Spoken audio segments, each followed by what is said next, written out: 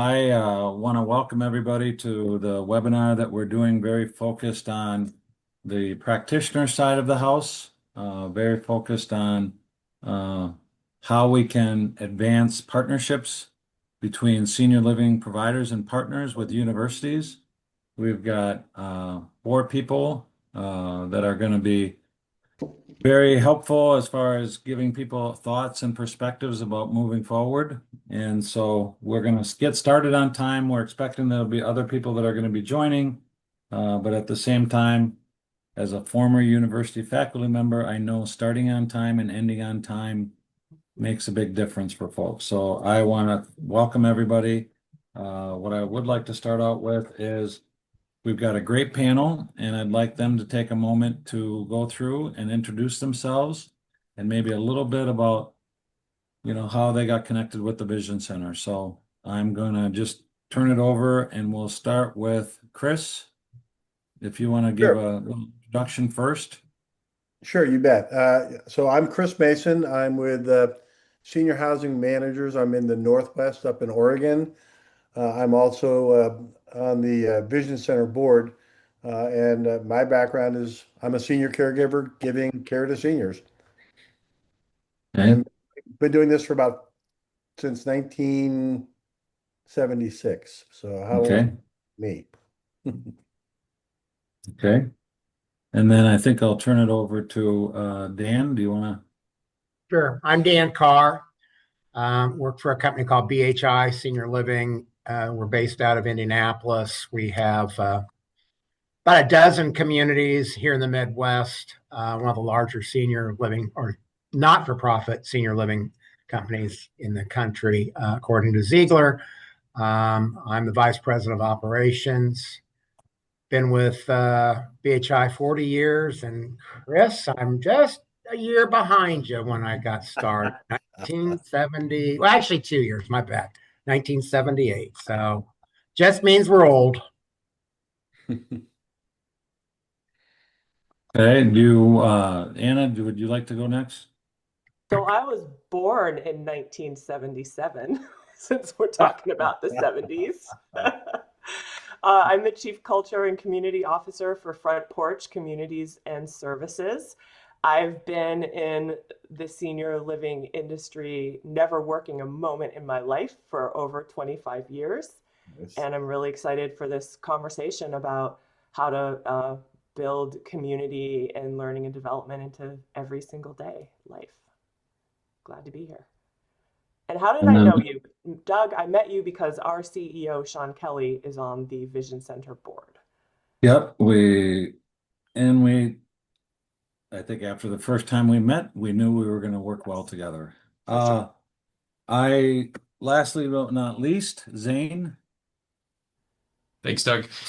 Zane Bennett, Vice President of Business Development with LCS.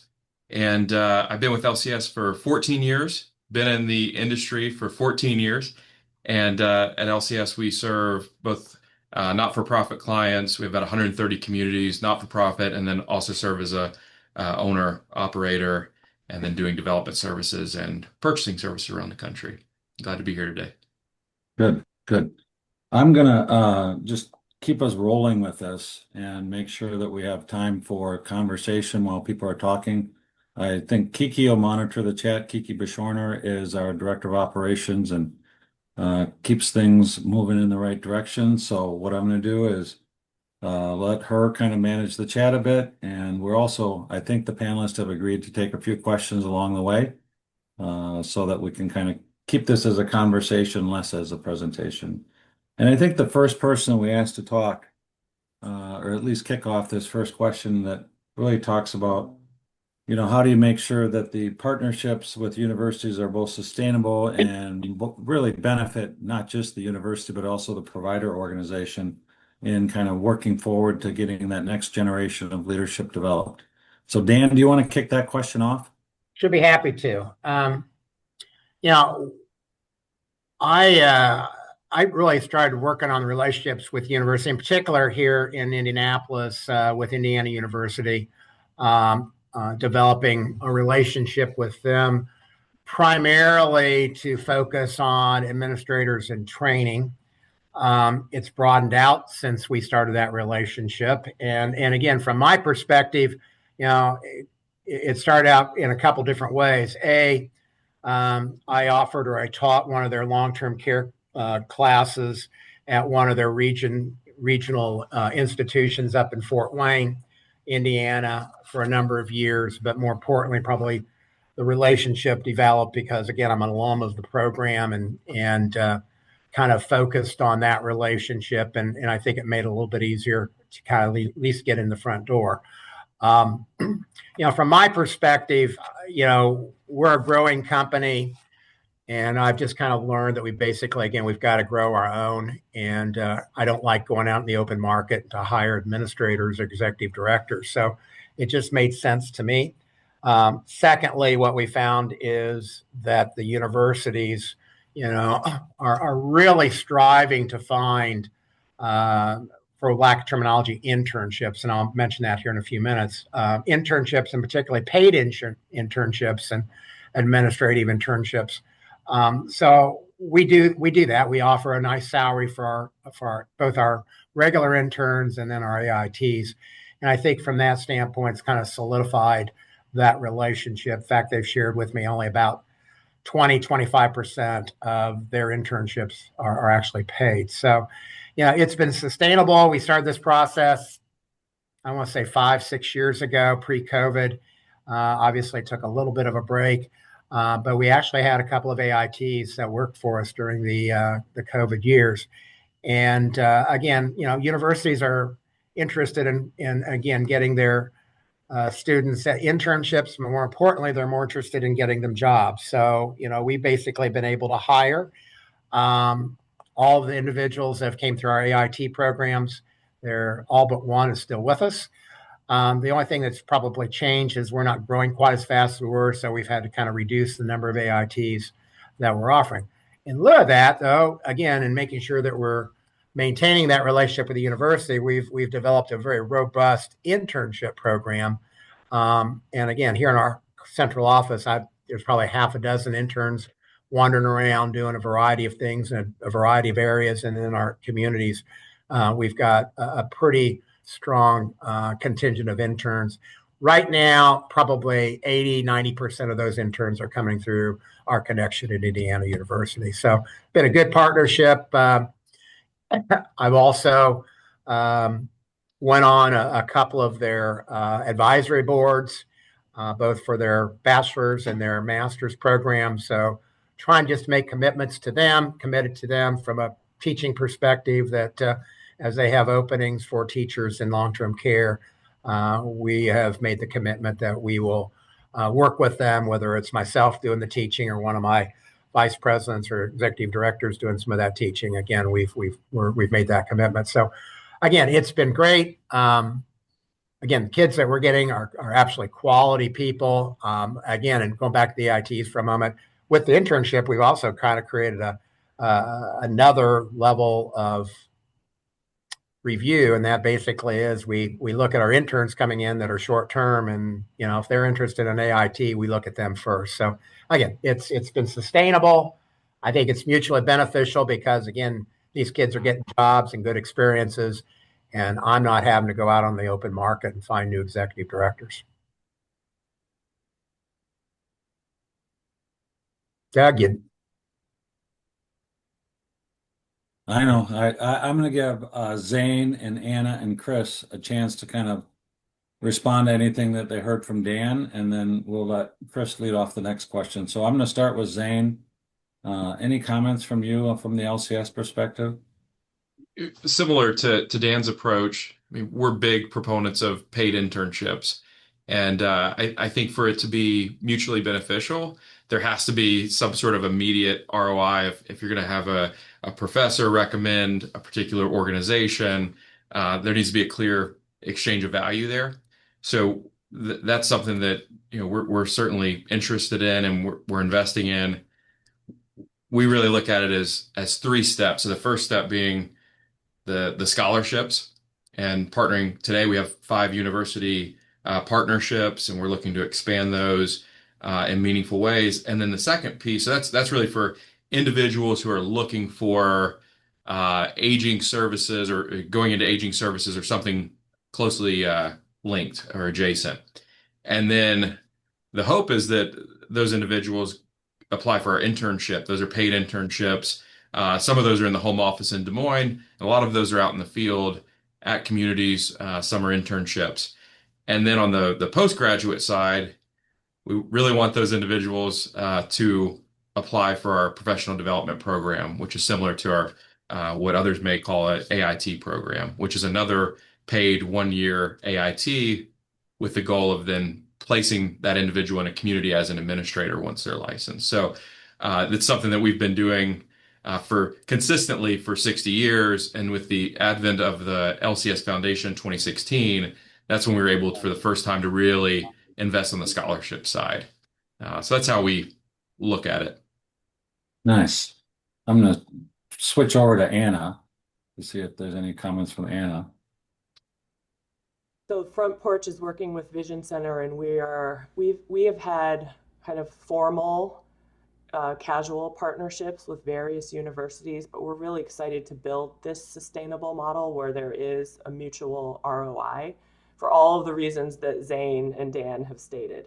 You know, being able to build up what we're calling a high potential program, identify leaders, keep them and retain them, and give them opportunities to continue their growth journey through partnerships with universities, while at the same time, universities have this opportunity to have their students experience the magic of senior living and hopefully give them a career path that's exciting.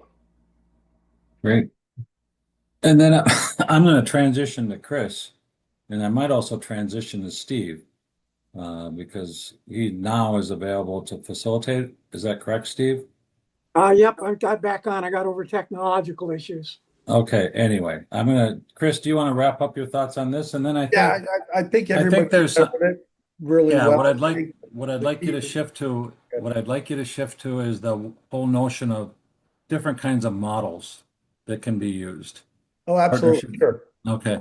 I'll just say I agree with what everyone said, and it really comes down to an ROI. I mean, if we're looking at this as a provider and institutions are looking at this in a similar light, that gives us the opportunity to collaborate.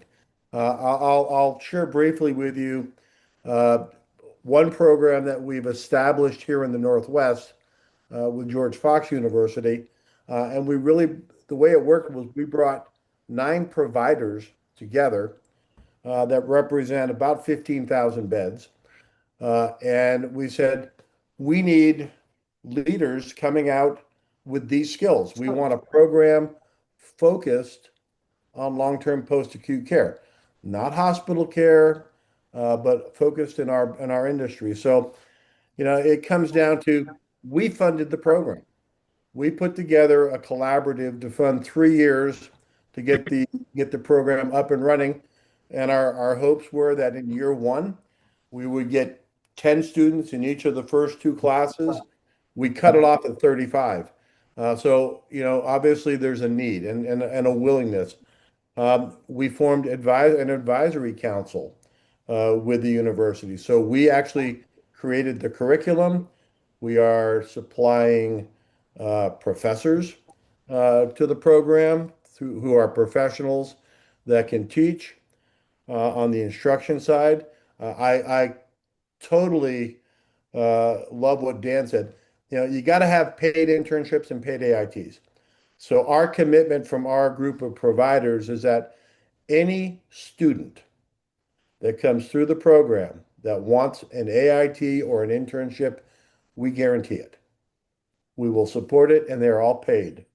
I think the big piece also is, how do you support that going forward? So, you know, we're doing some, I will say, out of the box things that engage the students with the association. So next spring, we'll be hosting our first annual Top Gun competition.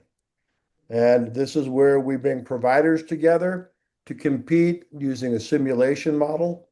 And we bring the students there to be a partner in that process, along with the the faculty, and we crown a Top Gun champion. But at the same time, we're going to raise $30,000 to $40,000 to support the students in programming to go to national meetings, to attend the state programs, to participate with other providers, to get that reach out. So if you're looking at models, there are lots of them out there. We have a very different model that we're working with Oregon State University, but the end result is you got to have something that's focused on what we need in our industry specifically, and find ways to create that win-win, as Stephen Covey says, with the students at the center of that triangle. You've got the providers at the top, you've got the associations and the institutions at the corners of the triangle, and making it work for the students makes it work for everybody. Giving them jobs, giving them opportunities. So I've talked too long. I'll step back and let others add more to this. Thanks, Chris. Appreciate that. I apologize for coming on late, but Murphy bit me when I tried to upgrade my computer last night, so had a little issue there. Let me jump with Zane, Anna, and Dan, if you have any reaction to that. And the one thing I want to focus on is Chris said two things: internships and AITs. Those are technically two different issues, but it's experience-based learning, and organizations have found that they really need to do both. So Anna, Dan, or Zane, if you want to give a rebuttal, or if you want to share your experience with what you've seen with this experience-based learning model. Let me jump in real quick. Again, I think from my perspective, again, we just really kind of developed, this focus on at one university. I want to broaden that out over time, but again, you've also got to have the positions and the opportunities. So right now, one university is taking care of us. So I want to make that strong. So, the key, I think, is the key is paying people.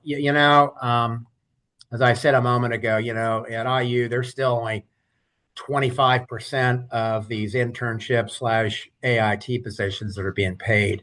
You can't expect, particularly those individuals that are going into an AIT program that oftentimes is a year long, or at least 6 months long, to go without a wage at that period of time. Even again, if it's right after school, kids are used to being poor, so to speak. They got to be paid in my mind. And if you're not, you're not probably going to get the top of the group, and B, it's just a matter of fairness. And again, these individuals, these AITs, these interns, man, if you direct them in the proper way, they can crank out a lot of work. And then they also, again, are bright. I'm impressed with the quality of the kids coming out of these programs. They're bright, they're energetic.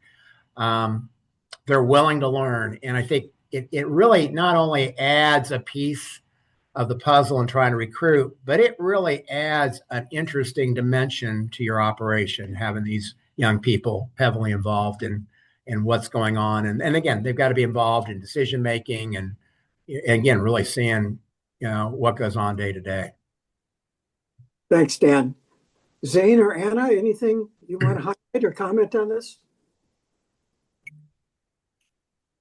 We're new to this, so Front Porch is a not-for-profit. We have a foundation, and so we're exploring ways that our foundation, through philanthropy, can also raise funds to pay for the scholarships for both our team members and for the students. So that's another angle that we're looking at. But Anna, we use our foundation also to help cover the costs on this, and along with Amazing. We offer nursing scholarships and some other things, and most of those dollars are coming out of our foundation. Okay, good to know. I'm taking notes. Thanks for that comment. I want to shift over to Zane. And first, Zane, I know LCS has got a new branding they're going through. You may want to explain that a little bit. But why don't you focus on kind of how LCS has integrated them into your whole system? Because we talk about wanting to get senior care leaders out there, and it's not just for skilled nursing. It's assisted living, it's home care, it's health.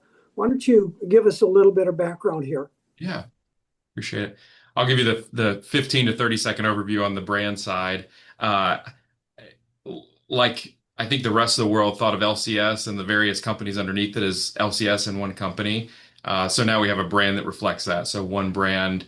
So you'll no longer hear us talk about Life Care Services and CPS. So those are all divisions within LCS. That's how the rest of the world looked at us, and it was time for us to update that brand after nearly 60 years. As far as how we look at placement and those emerging leaders coming out of their programs, I think one of the biggest challenges is educating both the universities and the students on the diverse options within aging services and the careers within the industry. I think oftentimes we think of the traditional paths, which we've talked about today, and I think many of us were AITs. I was an AIT that came up through the kind of the traditional path. Uh, but there are other roles, whether it's marketing and sales, or we look at on the culinary side. I mean, there are some really neat things happening in the space. James Beard nominees and awardees, and I think pretty soon you'll start seeing Michelin-starred senior living communities. So I think just educating students and universities that it doesn't have to be necessarily a traditional path. While we still need strong operators, we also need strong clinical folks, and we need strong. I mean, there are architects that have really dedicated their firm's practice just to senior living now, and it's incumbent upon us to educate those individuals that might be interested that this is one of the most rewarding careers you can have, and it doesn't have to be focused on one particular discipline. With LCS, we've tried to be very flexible when folks have come through the traditional paths, whether it be paid internship in the field followed by an AIT, and then maybe that first administrator role.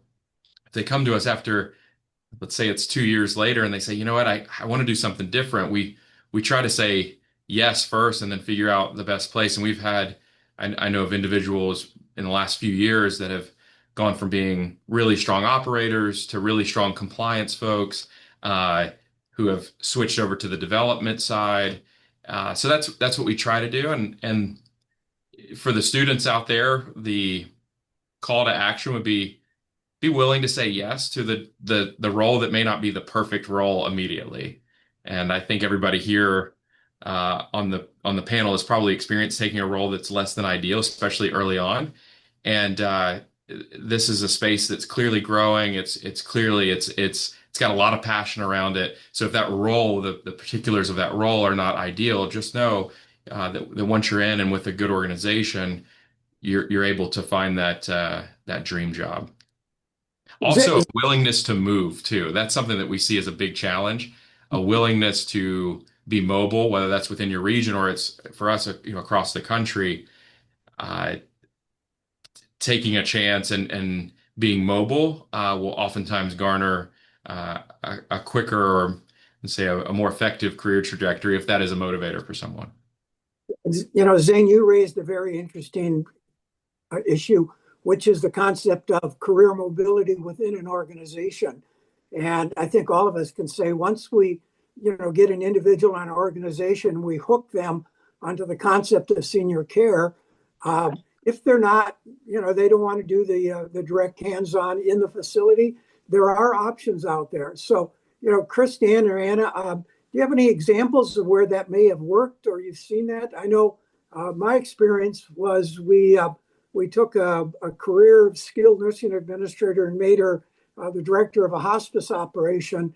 And she brought in this whole concept of the operations side of skilled nursing into hospice and how they can work more collaboratively. So Dan or Chris or Anna, anything, an example you may want to share? We've seen it on the marketing side frequently, where someone comes up through the ranks and they have a real talent in that area. But it's across the board, Steve. I mean, we see it in IT. We see it in we're seeing more students too today who are a lot smarter than we were at that age using technology. The world has changed, and we're playing catch up, and they're teaching us. So yeah, there's lots of those things out there. I'm sure Anna has a bunch of examples as well. Yes, I do. And also at Front Porch, we aspire to be a culture and a community where everyone can feel they belong, right? Based on our values and our mission of celebrating the uniqueness and the power of every unique individual, and then seeing the growth that can happen when you take these unique individuals and fuel them with purpose and within the setting of a community. And so we're aspiring to have a much more personalized intake and welcome experience for our new team members, our residents too, and actually having that experience be very much integrated with residents and team members, because those relationships are one of the main reasons that residents love living in a community and that our team members stay. But as we think about career paths, we want to know the individual and their purpose and what lights them up as well, because we believe we can train on the skills, but hiring for that culture fit and that passion for making a difference is really where we're looking. So we want to build a culture where there's more opportunities for maybe cross training and job shadowing, and just exploring personal and professional development as one thing, so that we can retain and give people opportunities to grow in a way that is most meaningful and purposeful to them, so that they'll stay and improve our organization overall. We've probably seen more variety with our interns versus our AITs, of course.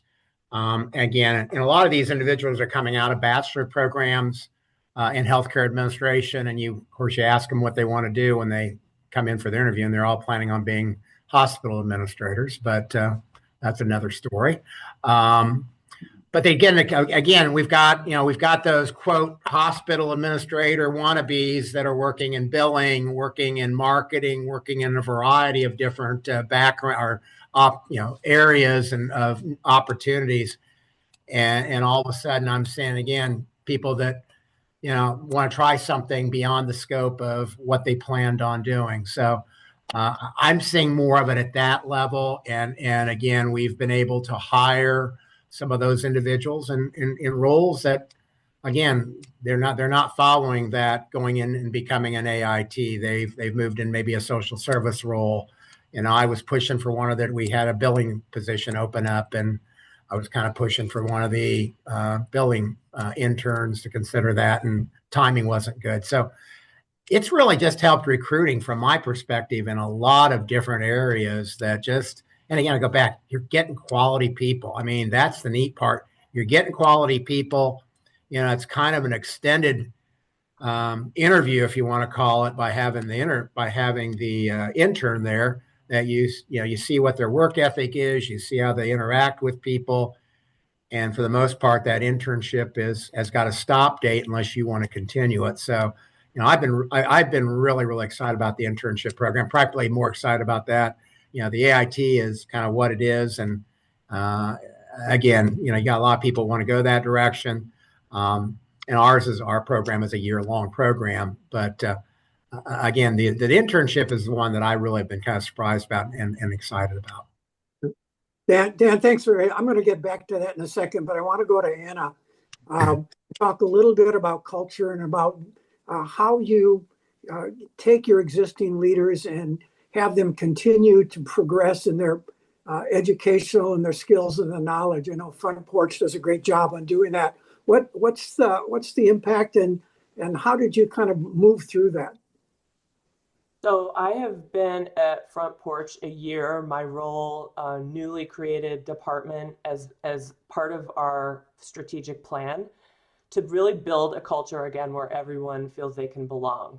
And one of the most important tenets of that culture is that learning and development is part of how we move through every day, rather than thinking of training or learning or growth as either personal or professional development, because we think those two things are the same thing and they must go hand in hand to be effective. And also to begin to build a culture where, training isn't just like something you go off and do and then come back. How can we build more of an opportunity to identify leaders and grow them on the job consistently and constantly? And it's exciting that seems to be kind of the new vision for learning and development. So at Front Porch, we put learning and development in the culture universe rather than through HR. And so that's been, sorry, that's been really key. And then also we are teaching our leaders how to role model leadership and identify other leaders and cultivate them through high potential programs that we're at the very beginning of planting the seeds of. But the reason that people stay at a company is because they have a great manager. And so we're working with Vision Center on what management training can look like in partnership with universities. Generally speaking, people don't leave companies, they leave a boss who they're not satisfied with, right? And then second, we are really excited when we think about culture at Front Porch. It's not just team members. It's the shared experiences of residents and team members and family members and community members beyond the walls. So we're building out a new learning and development platform and ecosystem that will be available to residents and team members. We want to build out peer mentoring and residents as mentors for team members, and then integrate university partnerships into that ecosystem. So it's residents having opportunities to take lifelong learning classes or be instructors. And then for our team members to have more consistent and intentional development in terms of management and leadership is really where we're starting. So we think of this as part of your life at Front Porch, not something that is on the side. Anna, thanks for sharing that and how important culture is and how you drive it. I want to expand that concept just a little bit here, and I'm gonna set up Chris Mason for a second here, because when we talk about what Vision Center is trying to do, it's not just about attracting individuals to get into colleges and universities, but attracting individuals that are lifelong learners that do want to go on. And Chris Mason, who is now Dr. Chris Mason, at his young age, decided to jump into the academic world and pursue his PhD.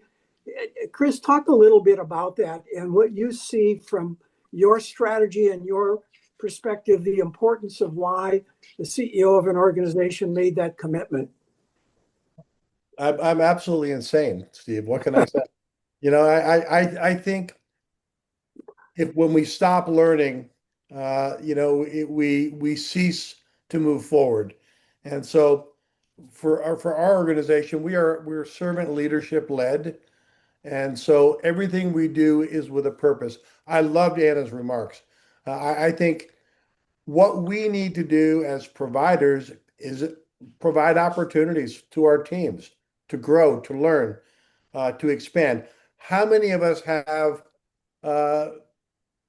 staff who are single parent looking to improve their lives? So a lot of the stuff that we're working on is with that in mind. I mean, the programs that we've set up at George Fox University and Oregon State University are really designed not just for the 18 to 21-year-olds, but for the 40, 50, and 60-year-olds in the industry who want to complete something. We have an executive director at one of our communities. It's a memory care. She's always wanted to finish her bachelor's degree. She's 53 years old. That's her life mission, to finish it. So the program we put together with George Fox is not only do they have online classes that she can take to complete that, but we've negotiated with the university 40 and 50% discounts plus credit for life lessons that they already have. So her path to completion is significantly shorter and less expensive than it would be at a traditional university that didn't have that. For the same reason, we are now reaching out to the younger groups as well, because again, it's both ends of the spectrum. We're now putting together advanced dual credit courses that high school seniors can get that are tied to the programs that we're doing at the university. And we're reaching out to middle school kids to help them understand what is senior living all about. I mean, that's the direction, and I know I'm probably going way too long, but that's the direction, and I'm very passionate about this, that we need to be doing across the country. We're not just nursing homes. And that old adage doesn't exist anymore. Nursing homes today are incredible places. So we need to break that, and we need to help people understand that. And the more people that do, the more likely people my age, well, maybe not my age, but many people similar age will want to be in our space. Thanks, Chris. How about Dan or Zane? Is a PhD in your future, or within your organization, people pursuing advanced degrees? Well, it's a PhD at my time. I've looked into it. I'm just not that motivated at this point to do that at my age. So again, I support it wholeheartedly. We require and make sure that all of our associate EDs and EDs are either master prepared, or we will basically ask them to go get their master's degree. We also will pay for that. I've got one VP that he's always got to outdo everybody else. Our friend Mark Pryfogle. I know some of you on this call know Mark. I push him to get a master's degree. What does he do? Goes signs up to get a PhD. So, and we're supporting him in that effort. So, excuse me. So yeah, again, our organization extremely well focused on education, advanced degrees. Our resident population, we've got probably a very high private pay mix.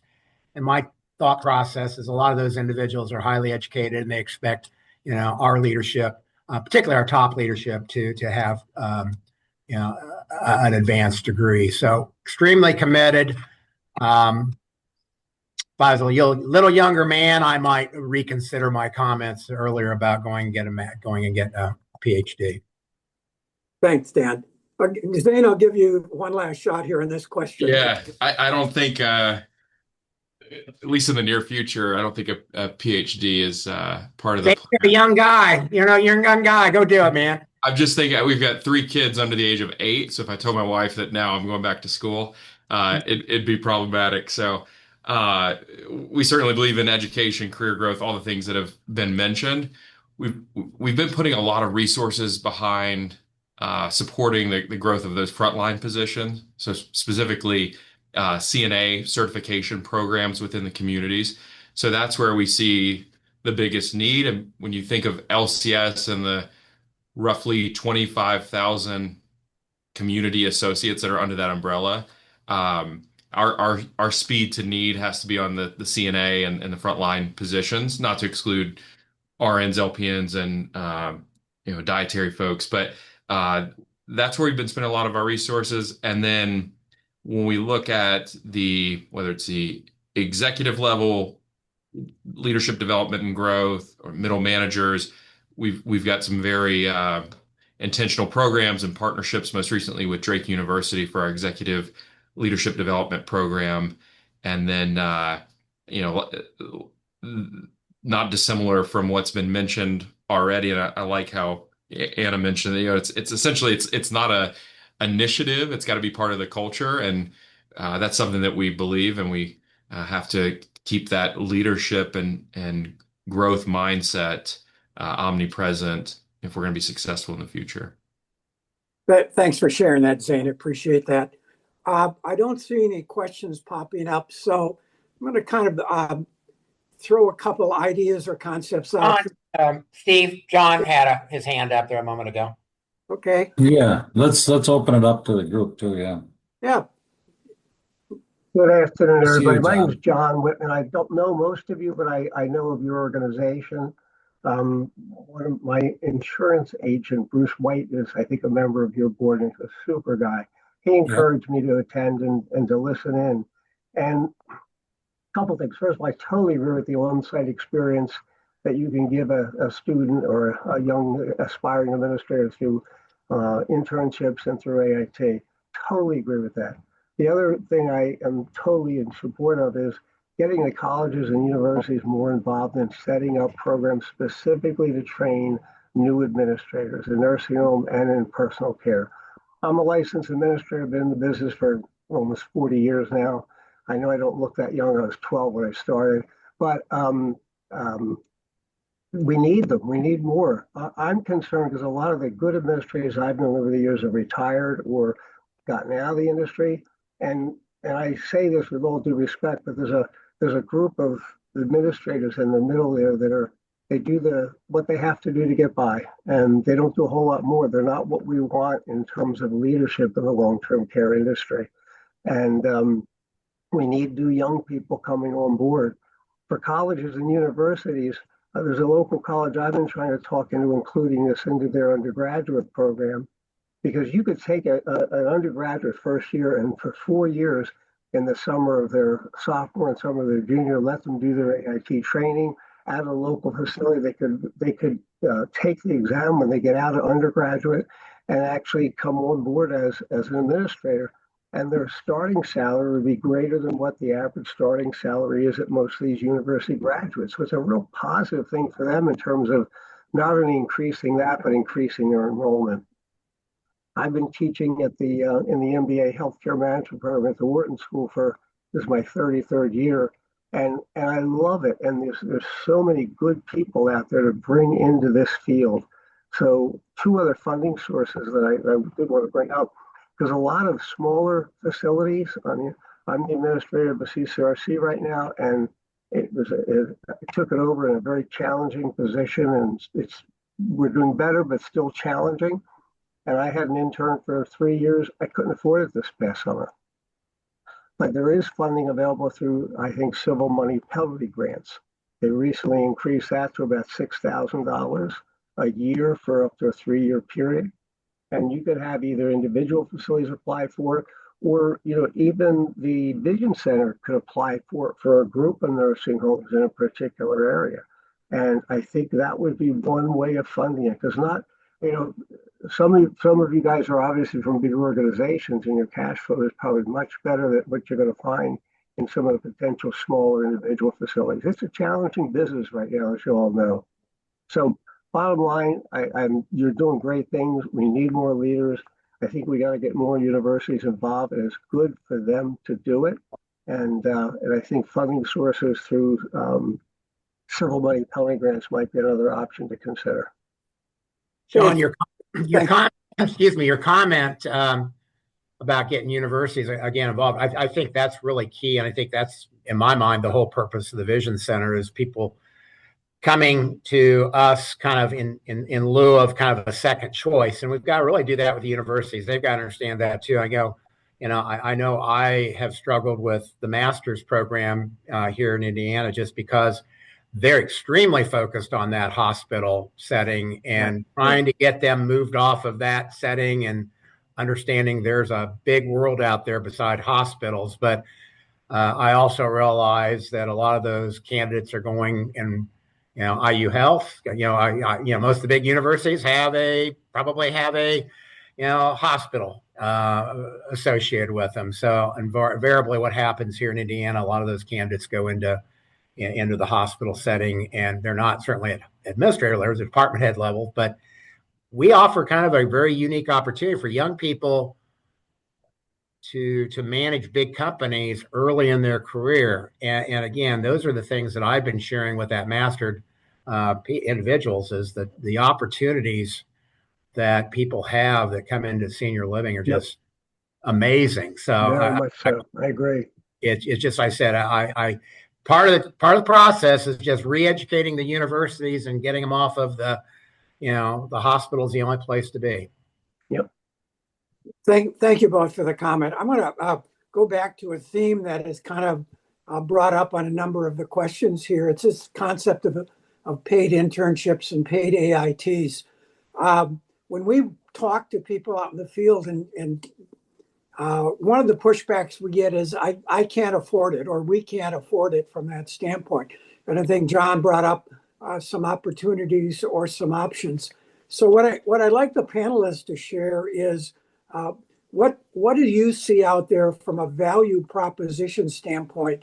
Why your organization feels paid AITs and internships is important, and then kind of the elephant in the room is how much do you pay them? So without sharing any secrets, without trying to divulge too much, what are your thoughts about those two issues? How do you say you can't afford it, and what do you do to try to attract them? And don't make me call on you. I'll take that. I don't know if I can speak specifics just because I don't know. I might be speculating on the actual wage today. But as far as the opportunity cost of not having a paid internship, I think we think of that cost as greater than the cost of paying and then getting qualified, interested, emerging leaders. So we want to have the best pipeline. In order to do that, we recognize we have to invest early on. So through paid internships, which we typically have close to a dozen paid internships going at any point in time, typically throughout the summer, especially for those in the field, and then 4 to 6 AITs each year through our professional development program. And that's a big investment. We're larger, so we're able to spread that across the organization, but it's something that we believe strongly in, and that wage, without using specifics that may be wrong, I'll tell you, it's a competitive wage that whether it's the internship or the AIT, it's something that allows someone to hopefully live in that market where the community is. A lot of our communities are in pretty affluent areas, so that's not always the case, but someone who they can live close and be able to have one role, one position that summer or during that AIT. And we've been successful doing that and have had to adapt over the years and have had cost of living adjustments depending on particular markets. So it's a pretty broad answer just because of our size and the 31 states we serve, but we try to be market centric when setting wages. Thanks, Zane. Anna, Chris, or Dan, any comments about how you get this funded? And Yeah, I'll give you my 2 cents. I mean, we put together, like I said, our collaborative here in the Northwest. The providers have stepped up, and maybe that's why the program that launched in September is way oversubscribed. We committed to ensuring that every student that wants to do an internship, a paid internship, will have that opportunity. And so we're already planning for next summer internships and winter internships and meeting with students now. But I mean, it's not big dollars, but it's a big return because, as Zane said and everyone else has said, the ROI on this is really amazing. What we're seeing is students actually come from other programs into the HCA program because of that. We've had, just looking at my notes here, we've had students come from the business school, from the nursing school, from the School of Kinesiology, from OT, PT, and speech therapy into the program because we put that carrot out there that said, if you want to do an internship, it will be there for you. And, and then we're actively also raising money to support them. So it's from both sides. Yeah, Mike. Thanks, Chris. John's got his arm up there, hand up. One John. comment I wanted to make is the 3 internships I was able to do when I first got here were in a CCRC. So I had the students actually live on campus, gave them room and board. So we were able to pay them a lesser salary. And that was tremendously advantageous for a couple of reasons. They got to know the residents a lot more. They interacted off hours, on hours, the weekends. It was just a really good way to expand their exposure and education and allowed us to pay a lesser salary because we were able to give them the room and board. So it was something I'd encourage you to do if you have that option. Good point, John. Steve, you ask about, again, cost. From my perspective, it's twofold. A, on the front end, it's recruiting costs. we're all spending a lot of money to recruit quality people. So again, to me, this is just part of that. And I truly believe that on the interns, as I said a moment ago, it's kind of an extended interview. So again, it's part of those recruiting costs. Second of all, on the backside, turnover's horribly expensive, as we know. Administrators turnover, again, when I was out looking for administrators, I get so frustrated. Everybody, sends me resumes and they've had 25 jobs in the last 10 years. So the length of service that people have in our industry is almost embarrassing. So from my perspective, again, if I can look at hiring a good intern turns into a great AIT, we move them up the chain, they become a successful ED.